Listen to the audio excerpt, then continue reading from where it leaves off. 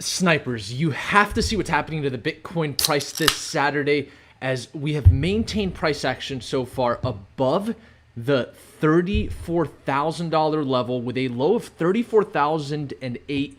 Our worst case scenario that we talked about a few days ago was the $33,000 level for Bitcoin, acting as an extremely important support level. Notice here how so many metrics are showing confluence with what happened in July of 2021 and in June of 2021 when Bitcoin initially bottomed out at $29,000.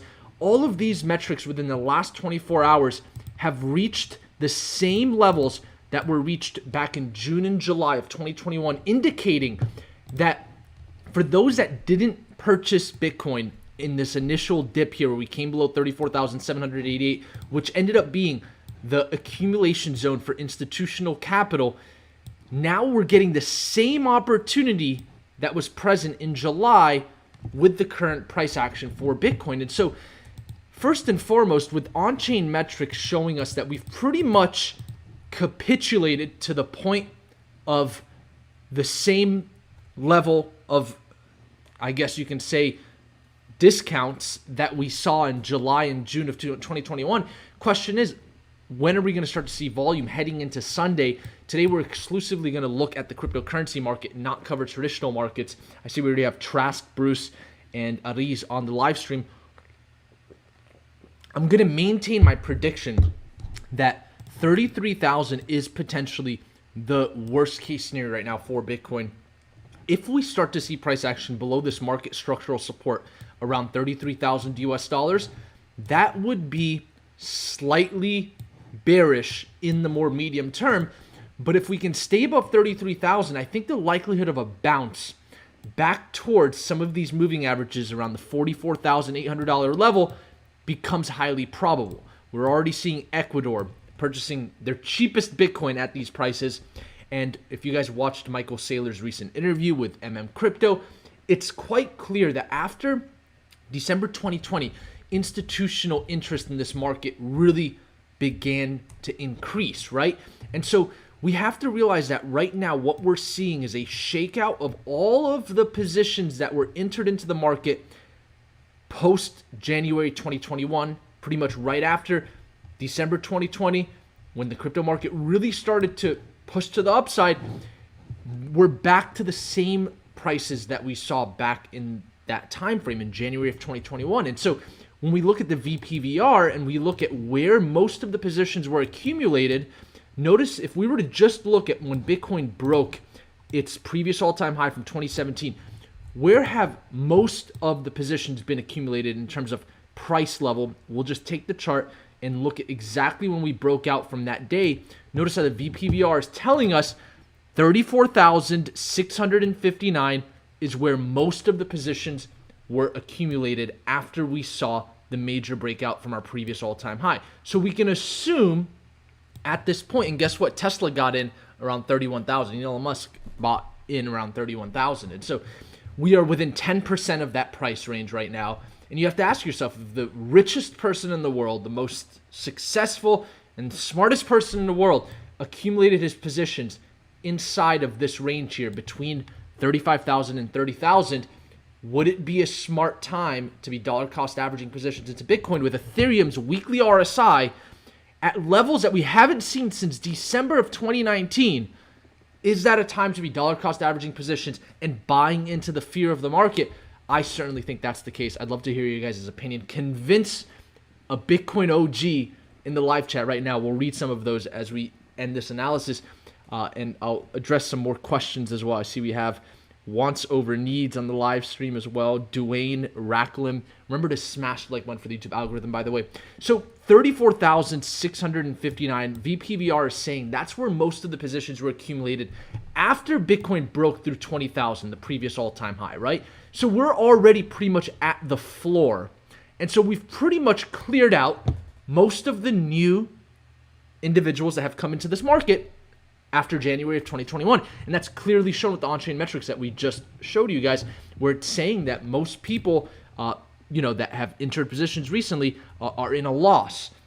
Now, Let's just look at price action a little bit further through this VPVR. Let's just look at what has happened since Bitcoin topped out initially, not the $69,000 level, but the $64,000 level. So that's where we saw peak emotions, right? That was the initial top, and then we saw the drop and then the higher high form.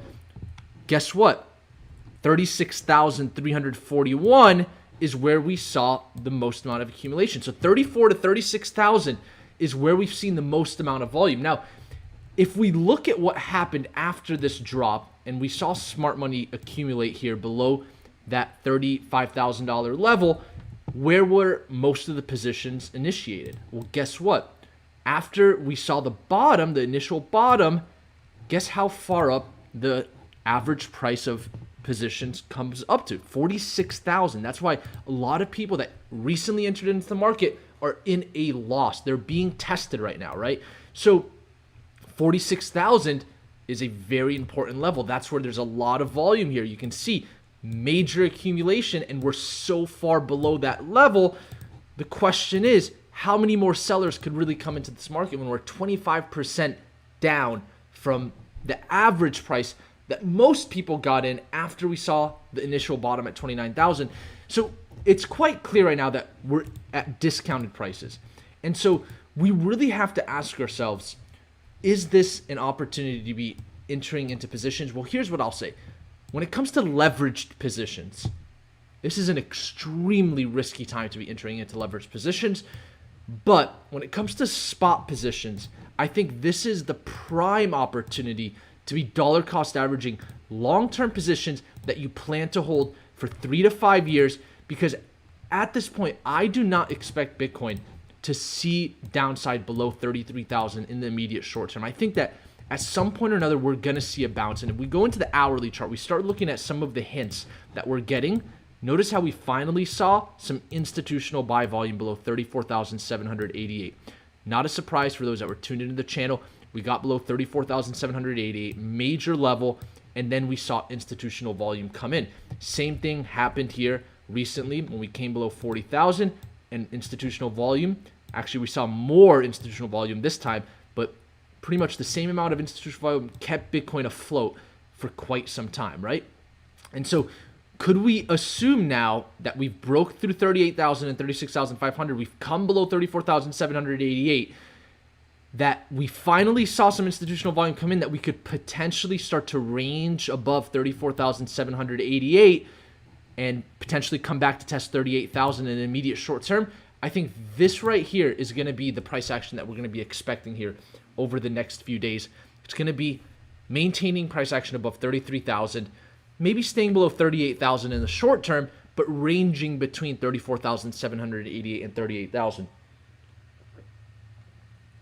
Therefore, being below 35,000 is probably the best entry right now that we could get when it comes to Bitcoin's price. We already saw over $1 billion liquidated. We saw the liquidation event. We always wait for those, right? Because once that liquidation event happens, sometimes that's when we start to see these bottoms, right?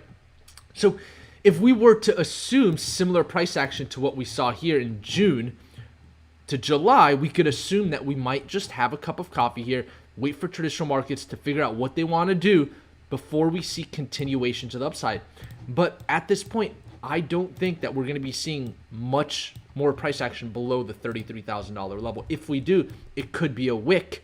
But I think some point or another, we're going to stay above 35,000 in the immediate short term. So I'd love to hear you guys' thoughts. I've certainly dollar cost averaged more positions into Bitcoin at this price level, because now we know where the institutions want to accumulate. We know this is a great level to be accumulating Bitcoin. And we are already over 50% down from our recent all-time high of 69,000 US dollars on the dot. If you believe Bitcoin really topped out at $69,000, which was a meme before it happened, it's literally a joke. The whales are playing a joke on us, and we're 50% down from that all-time high. I certainly believe by 2025, Bitcoin will be way and above 100,000 US dollars, right? They're not going to create more Bitcoin.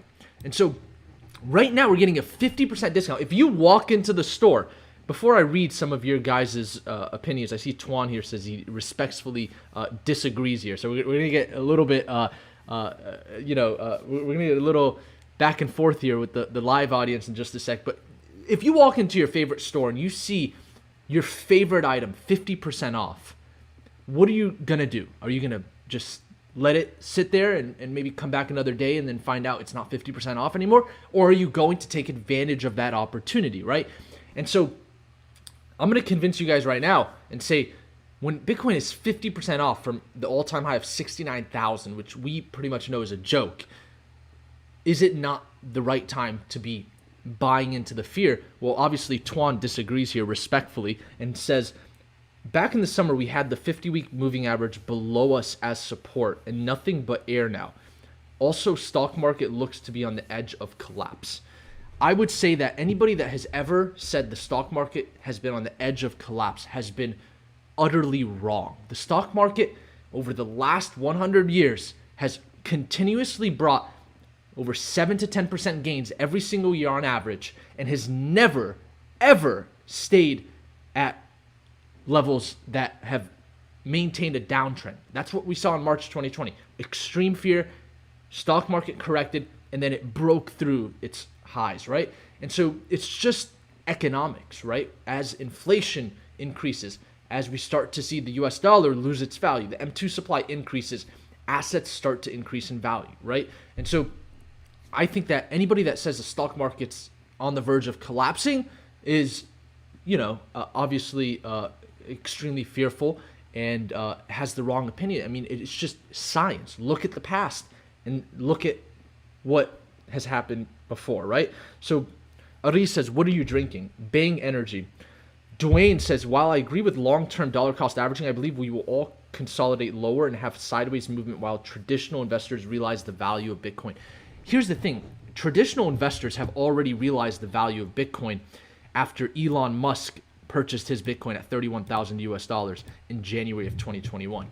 And since then, they've been saying, okay, well, it looks like an interesting asset, right? I watched Michael Saylor's interview today with Crypto. He said, yeah, so many institutions and family offices have come to me since recent times and have expressed interest in putting some of their treasuries into Bitcoin, right? And so that has all happened after 2021, after Elon Musk, the smartest and richest person in the world, said, hey, we're putting $1 billion in Bitcoin as a hedge against all of this money printing. And so since January of 2021, investors have been saying to themselves, we're looking for entries into Bitcoin. The smart ones have been waiting, right? Bitcoin went up, formed its all-time high at 64,000. We saw price discovery with retail investors. Now institutions said, okay, perfect. Let's see how low we can bring this. They brought it down to 29,000, 28,000. Guess what? If you guys watched Ben Cohen's video the other day, what happened to the S&P 500 back in 2000 when we saw sort of the similar macro market structure that we're seeing right now with Bitcoin, where we had that sort of double top? And notice here how this actually ended up playing out in the macro. So if you look at the S&P 500, does this not look very similar to what happened in 2000, right? So you have a high, and then you come down, and then you form the higher high, and then guess what? You come down one last time, and for the S&P 500, it decided to come and form a lower low, which actually is a bullish scenario, right? So when you form a higher high, and then you come down, actually it was almost like a double top, just like what Bitcoin is doing. It formed a lower low. Lower lows are not a bad thing, right? And so it's either higher low or a lower low. S&P 500 decided to form a lower low, just come a little bit further down. So if we were to assume the same market structure as what Bitcoin is doing right now, we're talking maybe just slightly below 28,000 max downside if we see capitulation this week with the traditional markets, right? ARK's Invest Fund already sitting at its 200-week moving average. I mean, how much more of a discount could you ask for, right? So you're talking S&P 500 in 2009 coming back down, finally printing its last low, and then moving up. Now, is it going to take Bitcoin 10 years to do this? No. Cryptocurrency market a lot faster and still a way smaller market cap than where the S&P 500 was. And so could we expect something similar to where we're going to bottom out to the same around the same range that we bottomed out initially? Well, that's how this market works, right? We've already found out where institutions want to accumulate, and so we could expect that at some point or another, we are within 10 to 15, maybe 20% at most of the bottom right now for Bitcoin. And so there are a lot of things that are hinting that this right now is potentially a bottom. Now you talk about moving averages, right? You said, oh, well, initially we had the 50-week moving average here, and so that held. Well, guess what? We have the 100-week moving average here at 32,000 US dollars. Would it be more bullish for us to bounce before the 100-week moving average, or to come and test the 100-week moving average that we haven't even come and tested yet? It'd be more bullish to bounce before the test, right? Guess what happened to the total market cap when we saw Bitcoin come down to that 50-week moving average? It bounced before testing the 50-week moving average. You didn't get the test. If you're waiting for that test, guess what? That 3% you're trying to squeeze out, it ain't going to come. You're going to miss your opportunity if you wait that long, right? That's why when it comes to margin positions, it's a different story. Spot positions, now is the time, in my opinion. At least I'm putting my money where my mouth is, and I'm investing into this market, dollar cost averaging into this market with large positions right now, because we are at oversold levels. We are in deep value territory. Notice here, total market cap, testing market structural support right now. We sort of broke it, but I'm totally fine with that. Because guess what? Typically, if you come to a market structural support, let's say you do break it and you have a cup of coffee there, that's the last time you're going to test that support level, and it's just not going to become relevant anymore. And I believe that's what's going to happen here. Coming into 2023, we are going to see the total market cap move into new all-time highs. We're going to see Walmart, Facebook, Instagram, all of these companies moving into the metaverse, bringing more and more interest in the cryptocurrency market, and we're just going to see continuation of the total market cap to go beyond 2 trillion. Bitcoin did not top out at 69,000 US dollars. It's a joke, and if you believe it, then good for you. I mean, it's really a joke. It's 69,000 US dollars. It was literally a meme, right? So let's see who here could convince somebody. Let's see what people have to say here. I asked you guys about convincing somebody like me that's been in the market for 4 years to be dollar cost averaging positions. I'd love to see your guys' thoughts here. Assad said, is it bear if we wick down 24K levels? There's a CME gap that's likely. There's no way that we are bearish in the macro if we stay above 19.7, right? So 19,700 is the previous all-time high. We obviously don't ever want to see Bitcoin come down to this range below 19,000. I mean, that would be the ultimate bear case, right? That would say that Bitcoin potentially is not the right technology for a digital value of a storage of, a digital version of gold. I mean, that starts to take away the macro bullish thesis. Do I expect this to happen? Hell no, not at all, not whatsoever. And so just talking about like the worst case scenario, we're talking to 40% downside to that point. Worst case scenario, maybe we follow what the S&P 500 did in 2000. We come down, maybe we come down to this level. But I mean, this is assuming that what happened here in 2020 didn't happen, right? That we didn't see this transition to tech. We didn't see the strength in the cryptocurrency market the way we did in 20. I mean, it would just be almost unreasonable for prices to come down to this level. Matter of fact, we do have this major market structural support for those bears, right? If you guys want me to be bearish here, let's just flip Naeem's bearish side on for a second, right? For the next 5 minutes, I'm going to be bearish. So I'm just going to throw this out as if I'm the biggest bear in the world. So guys, we are in a bear market. We are entering into a bear market, right? I'm literally gonna play charades with you guys right now. So we are in a bear market. So Bitcoin is coming down. It's obvious. We're in a trend, a downtrend. We're seeing losses after losses after losses, liquidations. So here's what I think. I think Bitcoin is gonna come test the lowest level it could possibly test to stay in a short-term to medium-term bear market, but stay in a macro bull trend. And what that means is we come down to our March 2020 drop, right? Max fear, right? Not just in traditional markets, but in cryptocurrency market. So we bottomed out here, right? Bitcoin, a low of 37.82. And then we came towards 10,000 US dollars, right?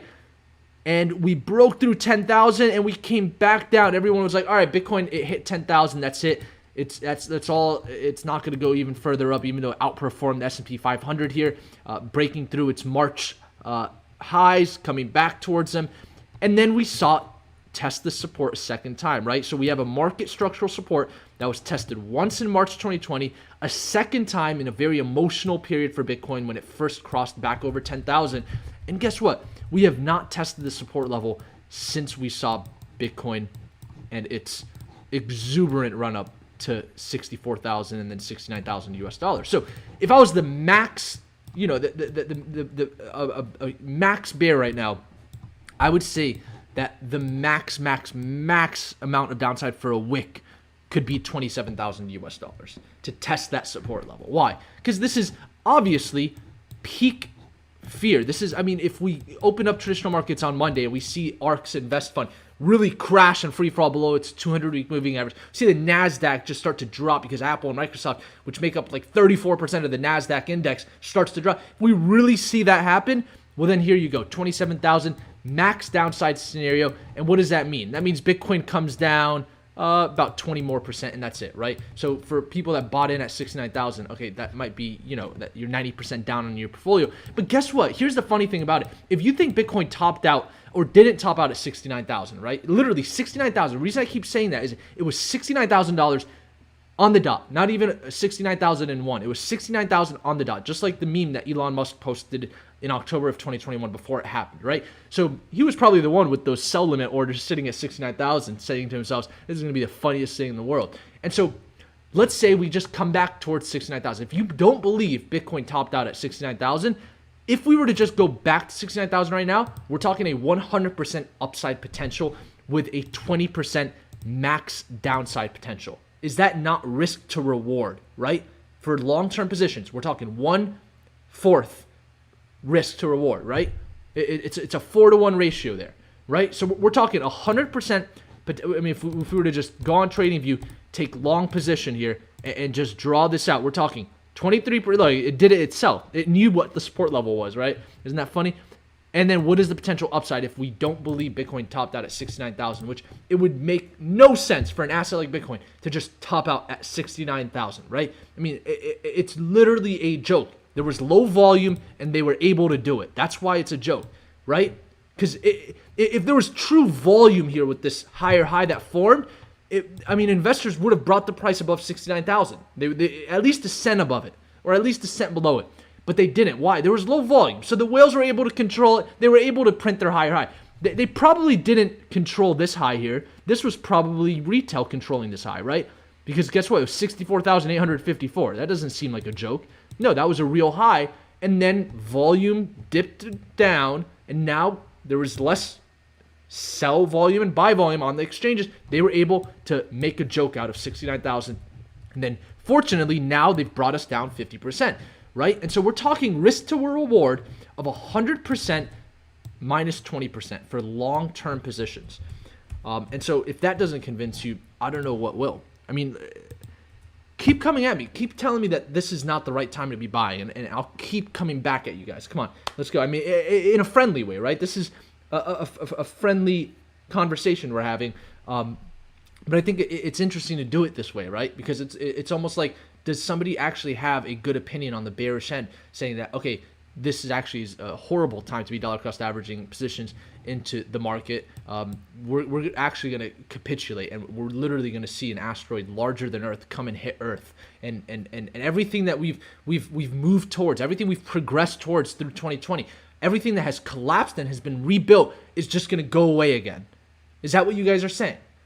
Are you saying that we as a society have come to this point where we cannot progress as a society? No, 2020 came, it wiped away the old, it brought in the new, and I believe that the new is the new and it's here to stay, right? We've rebuilt this world. El Salvador adopting Bitcoin as legal tender. You know, these are things that are not going to change. The storyline will continue. You know, I was looking at this post on Twitter today, and it was like, why is the crypto market falling, right? And there were like 4 reasons. Number 1, COVID. Number 2, Fed interest rate hikes. Like all these things that were reasons for this market crash, it's like, I really don't care, right? Number 1 was Bitmart getting hacked for 300 million. I don't care about Bitmart getting hacked. I went through BitMEX. I went through BitMEX, but I also went through MT Gox, right? Like I went through all of this in 2017, 18. I mean, we've been through this time and time again. So the hack, I don't care. Crypto.com got hacked, and they have the stadium in LA right now, right? Like, it doesn't matter. Hack is a hack. Get your code. Get better programmers, right? So that's not a concern. Fed interest rates. We've been knowing Feds were going to raise interest rates since they've dropped interest rates. You don't drop interest rates without the expectations that you're going to raise it. I don't care about that either, right? And so it's like, why are we actually dropping right now, right? Are we moving back in time? Is that what's happening? Are we moving back to the 90s and the 2000s where tech isn't going to be the dominant force of the economy? No, it's not going to happen. The human race has progressed. After 2020, we've wiped out the old, we've rebuilt the new, and it's going to stay like that. Now we're getting an opportunity, in my opinion, that we're not going to get for a very long time, and that's Bitcoin at oversold levels at a 50% discount before it breaks into the $100,000 level. And I'll tell you what, everyone that got into this market, and I've been making videos on this, on this topic for the last 4 years. Everyone that got in after December of 2020 expected Bitcoin to hit 100,000 US dollars.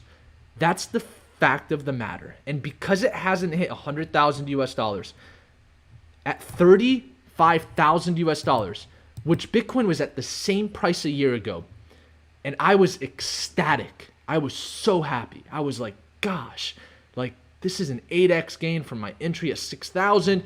This feels so good. We broke 20,000. We're in price discovery. The same price that we're at right now today. A year ago, I was super excited about it.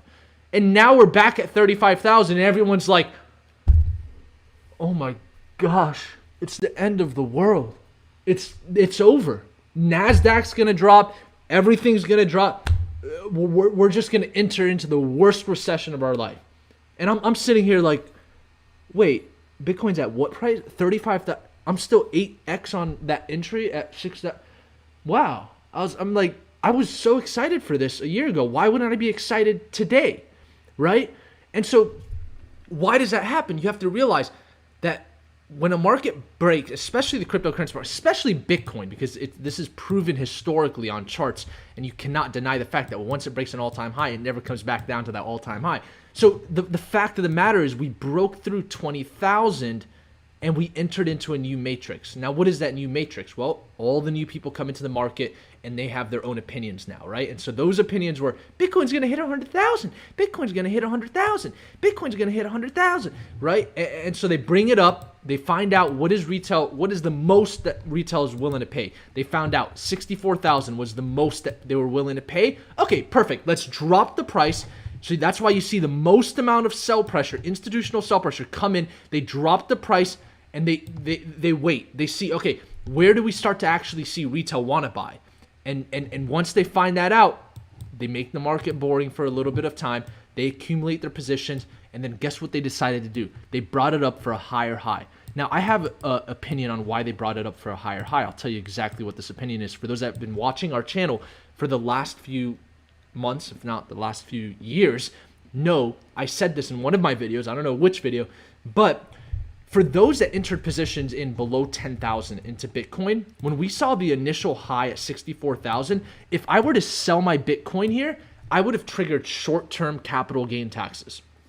And so I was incentivized to not sell my Bitcoin until a year after the purchase that happened in October. And so I had to wait. So October 2020, we're talking like this right here. So let me just clear out this chart. I know there's so many lines. So I'm talking, so we're talking right here. So October, and then we had to wait a year, right? Because you have to wait a year. And then guess what? Right here is where I could have sold and actually have triggered long-term capital gains and cut my taxes pretty much in half, right? And so institutions, smart money, the ones that have been in the market, the ones that deserve to be rewarded in this market, the ones that have been in before 20,000, right? The ones that were pre-December 2020, they had the opportunity to get out with long-term capital gains versus short-term capital gains in October. And that's what we said.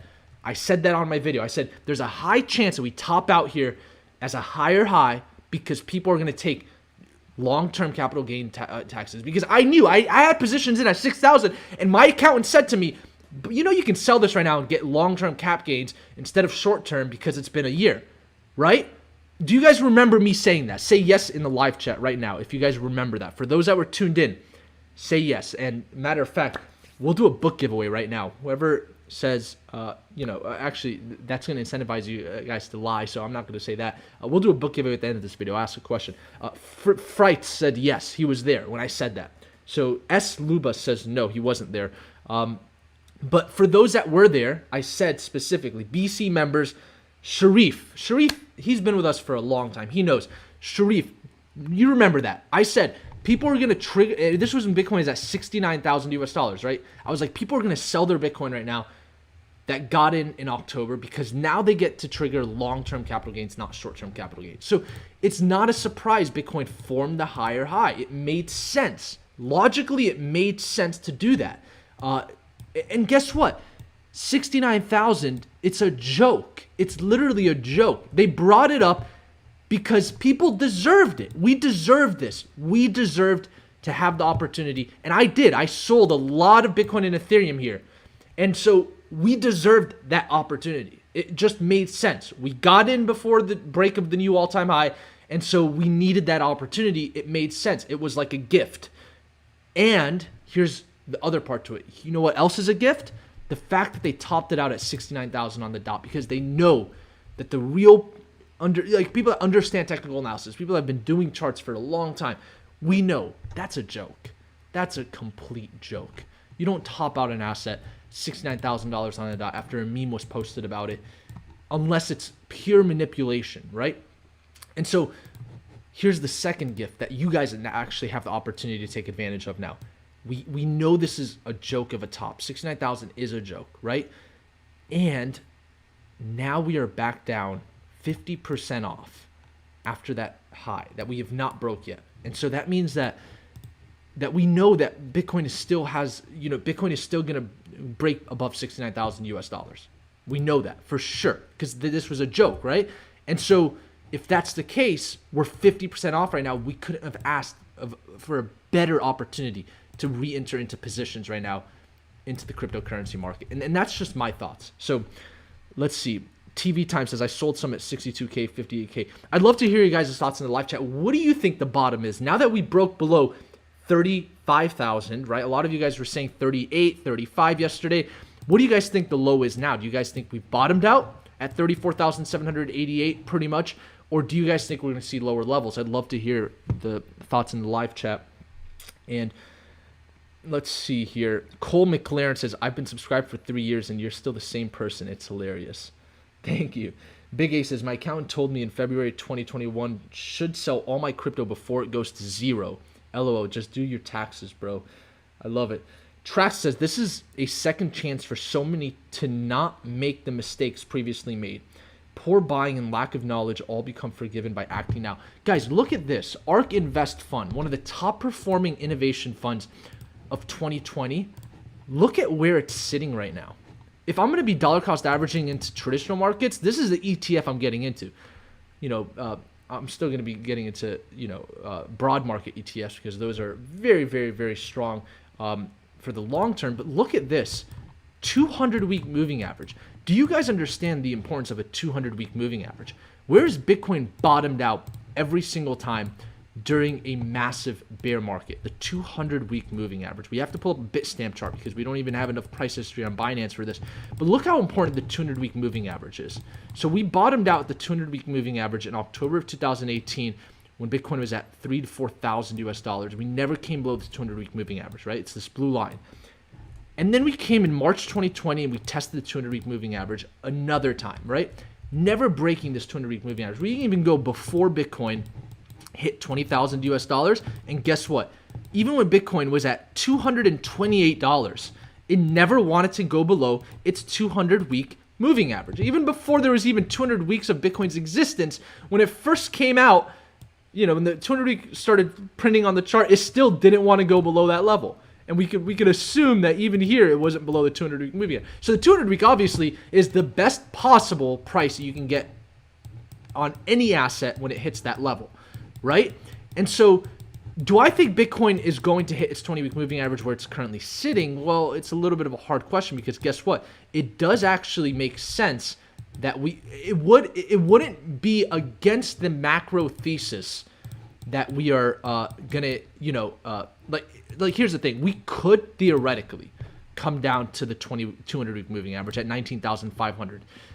And that wouldn't break the rule that Bitcoin broke its previous all-time high and has never come back down below that previous all-time high. But I don't think this is going to happen right now, because you got to understand this. We have not even tested the 100-week moving average yet.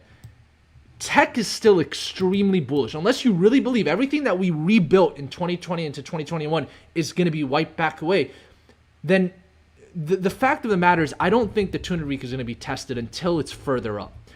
And so what does that mean? Well, the 200-week could slowly trend even beyond where current price is right now at 35,000 before we get that test again. So don't sit here and get too excited about me showing you this 200-week and saying to yourself, oh yeah, I don't care what the hell Naeem is saying through this whole video. I'm just going to wait for that 200-week, right? Because I know some investors do that. They just only want to wait for the 200-week. And I understand that. But you have to also realize the fact that the asset doesn't come down to that 200-week and it stays above 40,000, let's say. That 200-week is going to slowly creep up and creep up and creep up and creep up. Next thing you know, 35,000 was a great entry point, because now the 200-week is sitting at 40,000, right? So that's kind of the mindset. So don't get too excited there, snipers. I don't think the 200-week is going to come on the table for Bitcoin. The only time that has come on the table was, number one, during a pandemic, and then number two, it was when we saw peak amounts of disinterest in the market. And how do I know that? Well, because I was in Arizona talking about Bitcoin in November of 2018, and I knew how many people were actually interested in it at that time. You know, I could look at people's heads.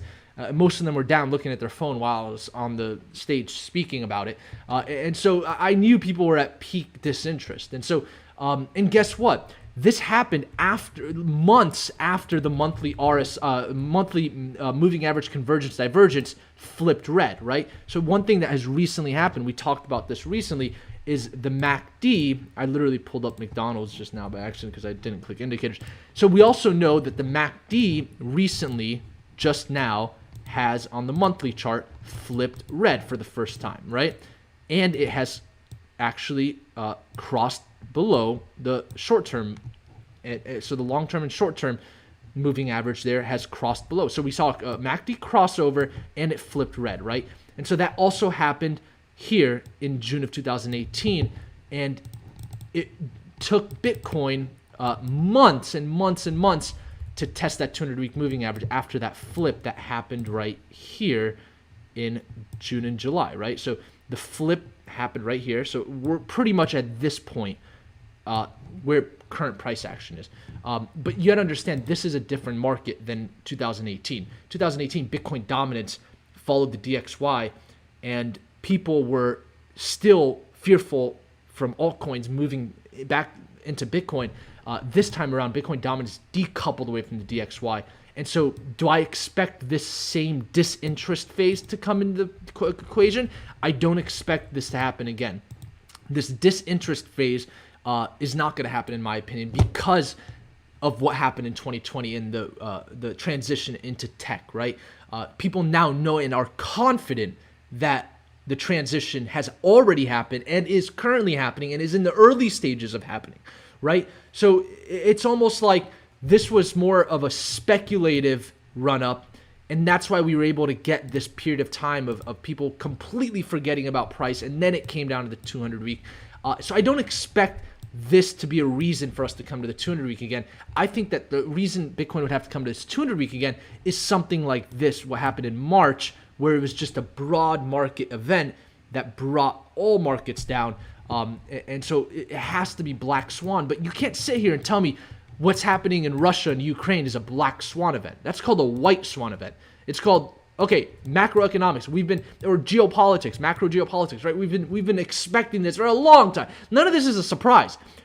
Interest rate, like none of these are black swan events. We're not in a black swan. You know how rare it would be for another black swan event to happen within 2 years of one black swan event, right?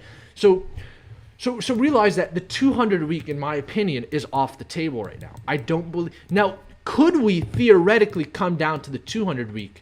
Let's say we see an all-out capitulation There's always been a real reason. Right now, I don't see. I'd love to hear you guys' thoughts in the live chat. Do you guys think there's a reason? Give me a reason right now that Bitcoin needs to test its 200 week. Give me a reason right now, because it's possible. It's possible. And not only is it possible, if it happens, we're still going to be extremely bullish because it's above its previous all-time high, finally, right now. So what a great time for Bitcoin to be at this position, right? Where it's testing the previous lows of the consolidation after the initial high, right when the 200 week is finally at 19,276, where our previous all-time high was 19,666, right? Isn't that interesting? Wow. On this Bitstamp chart, that's not actually the previous all-time high on Binance, but isn't that weird? 19,666. Okay, now we've got some devil worshippers, I guess, in the market. But same thing, 19,666. You should have known. And that's such an odd number. Guess what? It was not the high for Bitcoin. We eventually broke through that. And so I guess we could say the 200 week isn't even in a position to be tested right now. But it's going to be here in the next few weeks, probably. It takes time for the 200 week to come up, but it's still slightly below the previous all-time high. So it's almost not even on the table. But do you guys have a reason that Bitcoin needs to test the 200 week right now? Let's see. Cole, Microsoft making Call of Duty on the blockchain. That's not a reason. That's a reason for Bitcoin to go even further up, right? Only invasion of Ukraine, which is unlikely. I mean, it looks like Biden is just going to put economic sanctions on the Ukraine. I mean, do we really think that some minor geopolitical issues are going to cause a black swan event? No. I mean, it is what it is. If something happens there, it is what it is. We've been talking about Ukraine and Russia for years now. So it's like they're trying to bring up as many reasons as possible to say that a black swan event's coming, but in reality, for those that have really followed markets and followed economic policy and geopolitics, we know that a lot of this stuff is stuff that has been expected. It's white swan, it's not black swan, right? Somebody says, please see the volume on the 2-hour chart. Do we have anything going on in the 2-hour chart that's significant? Here's what I'll tell you. On the 2-hour chart, if we were to look at volume, I like the 2-hour chart, right? It's not the 4-hour, which is extremely popular. Since Bitcoin has saw the initial drop where we came here, it looks like we haven't seen, we don't even have to look at the 2-hour to find this out. We just have to look at the 6-hour. Bitcoin has not seen institutional buy volume yet to confirm a bottom, right? That's clear. The last time we saw institutional buy volume was on May 19th, 2021, and that was when Bitcoin had a low of 30,000, right? And so that was the last time we saw institutional buy volume. And guess what? Was that a bottom? We could consider that a bottom. Yes, we came and formed a couple more lows within $1,000 of that bottom, but that was the bottom to the higher high, right? So that was the initial institutional volume came in May 19th, right? Since then, where has the institutional volume been? It hasn't been there. Guess what? We haven't even seen institutional sell pressure. Now, this is a horrible chart to be looking at volume because it's Bitstamp and not Binance, the USDT pairing, which has the most volume in the cryptocurrency market. And so what you can see here, though, is still quite clear. There has not been institutional volume since May 19th, right? We saw a little bit of institutional volume in June, and that was following May. So that was the bottom, right? Two spikes of institutional buy volume. But since then, we have yet to see that. We've only seen sell pressure. And by the way, sell pressure has been less sell pressure than we've seen even from the initial drop, right? So what does that tell us? That tells us that institutions, they're controlling the price, number one, especially with that $69,000 top. But number two is they're less willing to give up their Bitcoin, right? They're not wanting to sell at these prices. They're fine manipulating the market. So what does that tell you in a more macro thesis? It's that they want to actually accumulate. They're not looking for where to sell Bitcoin. They're looking at where could we buy Bitcoin. And I talked about this before. They need to move Bitcoin sideways for a long time, because what's one way to get a good buying opportunity in an asset? It's to make people forget about the asset, because then there's low volume. The same way they were able to top Bitcoin out at 69,000 on the dot because there was low volume, they're able to get the best possible price if there's low volume. But the problem is, since this is the first dip and everyone's talking about it, matter of fact, if you go to google.com/trend